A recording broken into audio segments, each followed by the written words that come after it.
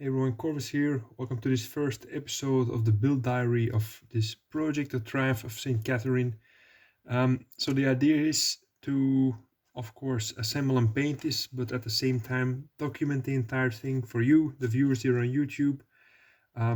So yeah, I'm not sure where this journey will bring us. The plan I currently have is that at certain stages where I think it is interesting, I just put the camera on a desk like it is now, the smartphone, put it on the tripod and start filming, start documenting everything I encounter here. So, for example, I will be snipping everything off the sprue, and then, for example, if there is a problem with a certain part, or yeah, just at the same time, as an entertainment for entertainment purposes, I will show you the entire thing. But also, if you are interested in assembling this set for yourself or painting it, that I will give you some tips in general about this set and just in general the way that I work.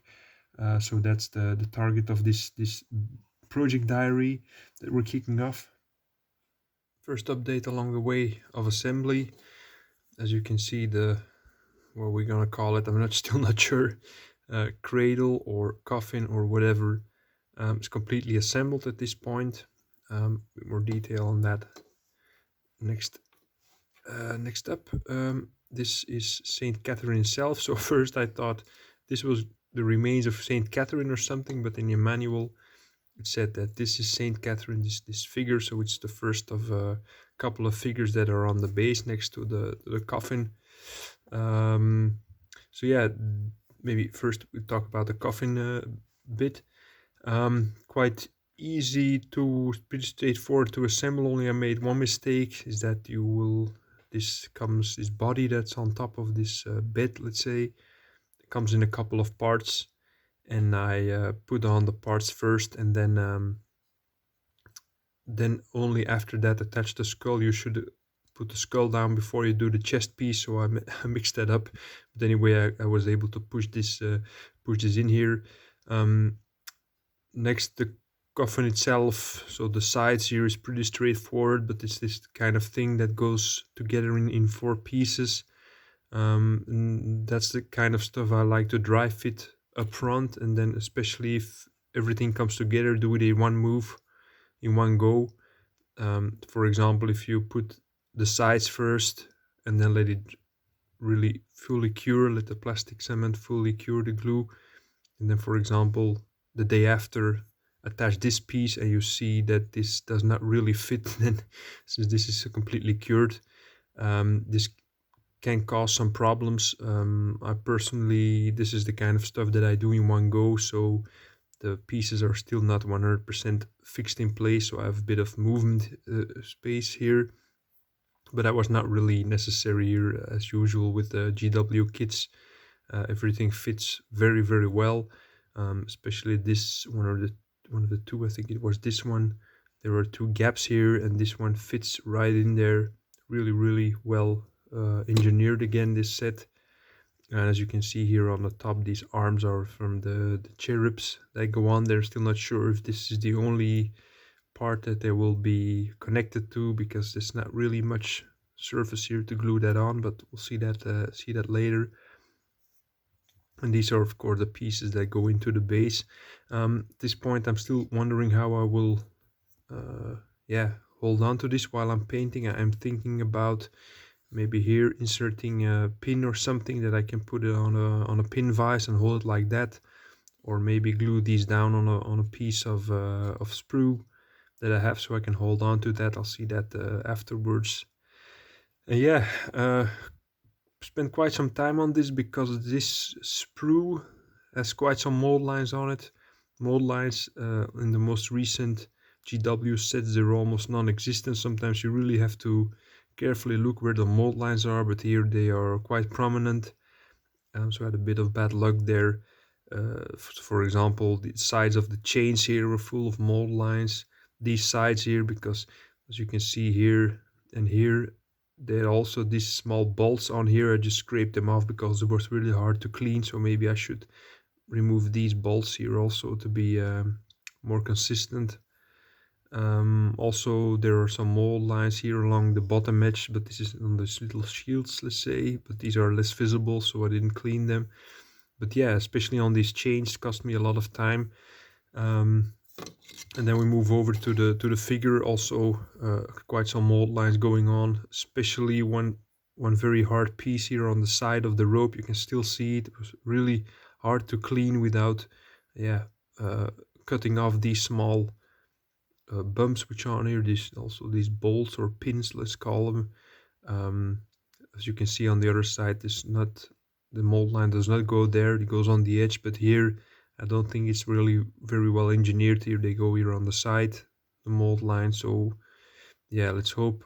I did my best to clean this, but you can still, under the light angle like it is now, you can still see that there's been a mold line. So yeah, let's hope it's not really visible when painting. Also on the leg pieces on the sides there are mold lines. So yeah, that's spent some time on there. This is the St. Catherine figure itself. Like I said, it also comes with the backpack here. But that was the last thing I assembled. The backpack comes into two pieces. There's a lot of pieces everywhere, especially with the coffin that I did earlier. Lots of different pieces. And also here the backpack. I'm going to check later how this fits on there, if I can glue it on already before painting. I think that's possible. It's not really that much covered up here, but what I will paint separately and glue on there afterwards is the shield, because this simply covers up a bit too much of the rope to be able to paint for example the area here on the chest, and especially the rope here. It's going to be very hard to reach with the shield in front. Next two figures assembled. So this is let's see, Saint Arabella, this one, and Saint Lucia. Take a closer look right after this one. Showed you previously. So the Saint Catherine. In the end, I decided to attach the backpack nonetheless. Probably everything is well reachable here. Not much detail there, so probably just some shading going on there in the back while painting, and maybe one hard area to reach might be the hairs, but yeah, I think I can reach it with my brush if I do it like this. And one last thing I forgot about this miniature in the previous section is that for the mold lines I talked to you about, this halo was especially hard to do. And that brings us to the next figure, the Saint Arabella. Also pretty straightforward to assemble. Only, yeah, again, the mold lines here on the chains, that was a bit of a problem. The cloaks were okay, but especially this kind of icon she's carrying was really a pain to clean, with all these thorns and yeah, these little barbs here on the side, and try to get as much cleaned off as possible, but it wasn't really a funny task. And also I noticed that all these backpacks, they have this on the side, they have this round bolts here just on the side where the mold line is, so it's also a very shitty place to clean off the mold line there. But in the end, I think it's also a great sculpt, very dynamic here with the smoke. And the can also like the candles here on the back. And then the one I just finished, the Saint Lucia, similar sculpt here, and I really loved how this came together. This figure, you first had to assemble, yeah, the inner part with the inner rope. So there were two parts come together, and then the third part was glued on here with this banner or this scroll. And then when that was assembled, then these two parts of the outer cloak went on. I am still wondering, I'm probably just going to fill this gap with milliput, because while cleaning, I mean the mold line goes along the edge of the part, but I always scrape off the edge to really have no mold line at all. But accidentally cut off a bit more here, but also on the top, which I just cleaned the mold line, didn't really make any mistakes there, but there's still some kind of gap there left, and I really want to have that filled up with the milliput most probably. So I'll just wait after I assembled all the miniatures to get the milliput out and do some gap filling. I think with the other ones, this one, I don't think there's any gap filling required here. Maybe here on the side, also the top. Yeah, there was one part only. No gaps here. So yeah, 3 figures now done. What I also did was I took off the base from the sprue. There was a bit of a mold line here, and the attachment points, cleaned those up as well. But anyway, it's a really very nice and crisp part. And just for fun, just snapping these on already. And then you can really see where also, yeah, what I told you previously is that I left the shield off, of course. This one goes here. This one is here with a small square piece.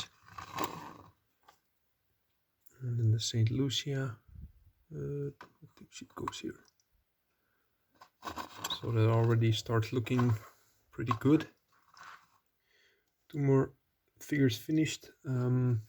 Let me check the names back. This is Saint Dominica. Sorry. Saint Dominica finished. Yeah, pretty straightforward here also. There's some yeah, lines here on the side where you bring together the 2 parts. Just how I usually cover up this kind of gap is just put some extra super glue on there, and when it's still wet, just wipe it with my finger.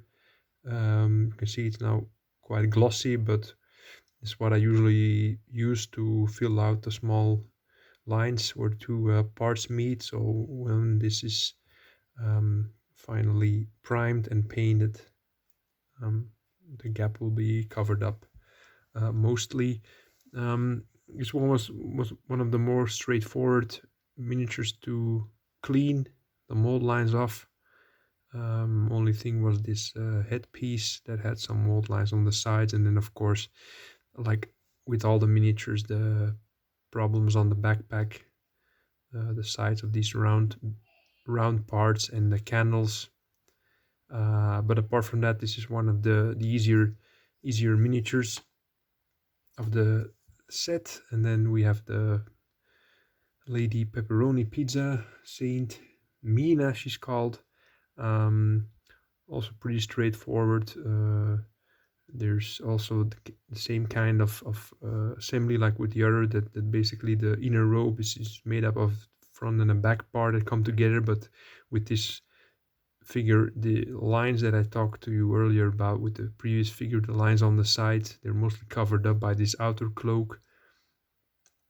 And this skirt piece, this kind of banner here hanging in front, was also a separate piece with this one.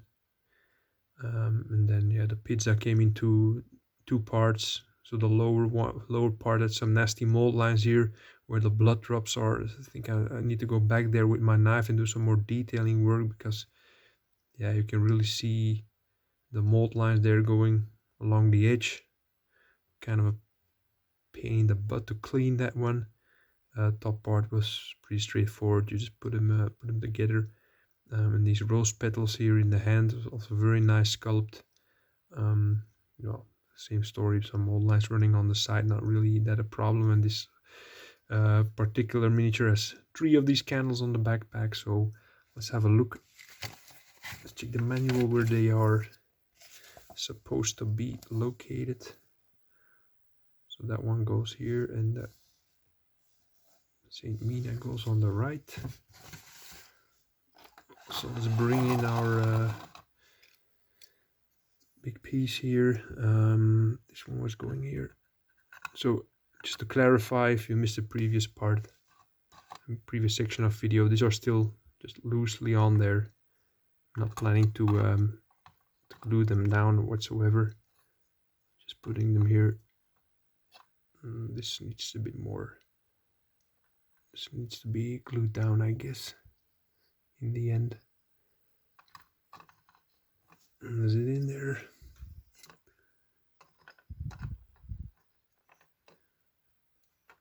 No, needs to be glued down in the back here because it's tipping over here because this front part is hanging above this staircase.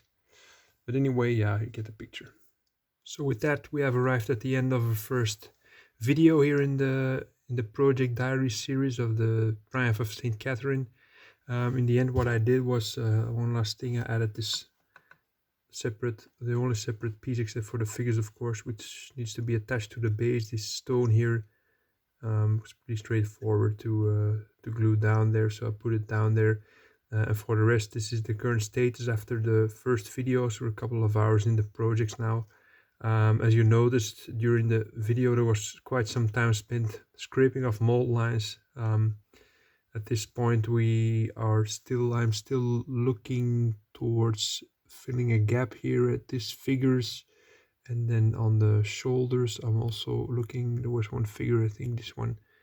On the shoulders, there's also some gaps here on the cloth. So I'm currently looking at these two figures for the moment to fill the gaps. That one was out of frame, so but it's the one that showed you earlier. So figure on the back, right back here on top of the head, there's quite a gap. So currently looking at these two figures to fill up with milliput, but I will wait with this after everything is completed and I have a good overview and do all the gap filling with the milliput in one go. But that will be something for next episode, where I will be continuing the assembly of this. And then probably start thinking about how I'm going to handle everything while painting. Maybe also already talking a bit about the color scheme I'm going to use, priming. We'll see how far we can go in the next video. But anyway, this is all for now. If you like this kind of format, please let me know in the comments. Also, thumbs up is greatly appreciated. If you could press the like button, really helps out this video and channel. Please consider becoming a subscriber if you haven't done so already. And with that, I'd like to end this first episode and see you in the next one. See you, bye.